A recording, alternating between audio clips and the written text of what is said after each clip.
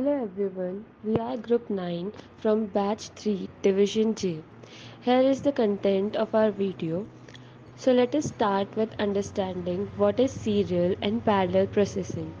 So there are two types of processing, serial and parallel. Serial is a processing type in which the CPU, central processing unit, carries out only one machine level operation at a time. Parallel processing is a technique when multiple streams of processing tasks co-occur through numerous CPUs working concurrently. Let us understand this concept with the process of visual search. So in this process, we have to find a green square from different squares. In parallel search, all the spots are searched at the same time. That means all the CPUs are working concurrently to check whether the square is red or green. In serial search, each item is selected until the target is found.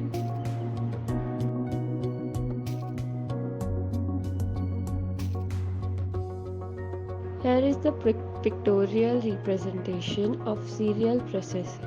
We can see there is only one CPU working on a single task. Here is the pictorial representation of parallel processing. We can see there are various CPUs working on different problems at the same time.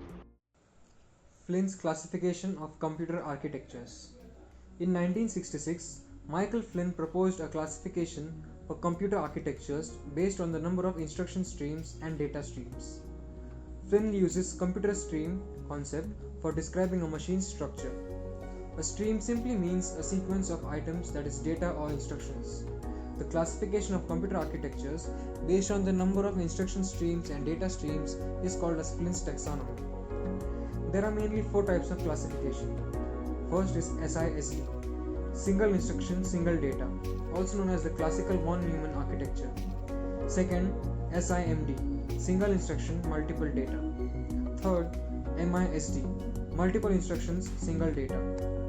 And fourth, MIMD, multiple instructions, multiple data, which is most common and general in parallel machine. Now we will see the next topic, SISD. It stands for Single Instruction Single Data. It is a type of parallel processing architecture.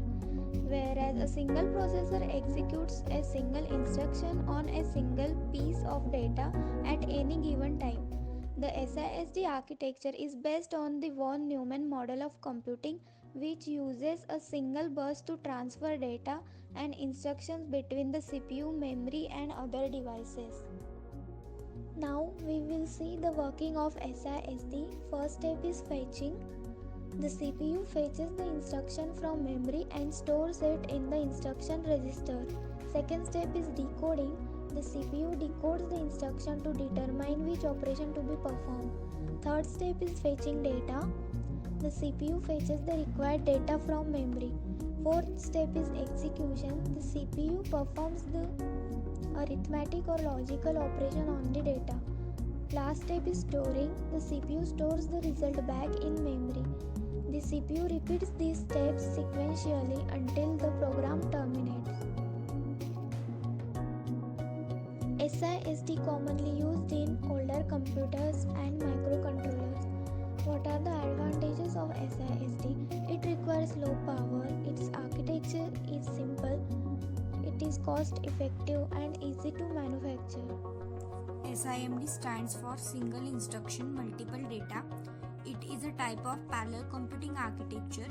It allows single instruction to be executed simultaneously on multiple data points. As a result, it speeds up certain type of operations. Hence, SIMD has number of applications. It is commonly used in computer graphics and digital signal processing. Here is the working of SIMD. It includes following steps: vectorization, data parallelism, simultaneous execution, and then the instruction sets. SIMD is commonly used in graphics processing unit when performing vector and array operations. It is also commonly used in scientific processing. The main advantage of SIMD is that it is very efficient, where you need to perform the same instruction on large amount of data. We will be seeing MISD. So in the area of computing, MISD stands for multiple instruction single data. MISD is a type of parallel computing architecture where many functional units perform different operations on the same data. In this architecture, multiple instructions are performed on a single data stream. At the left hand side, you can see a MISD architecture in which there is an instruction pool and a data pool. So here is the working of the MISD, which has some steps. First step is multiple processing unit. Second step, instruction fetch and decode. Third step, data partition. Fourth step, congruent execution.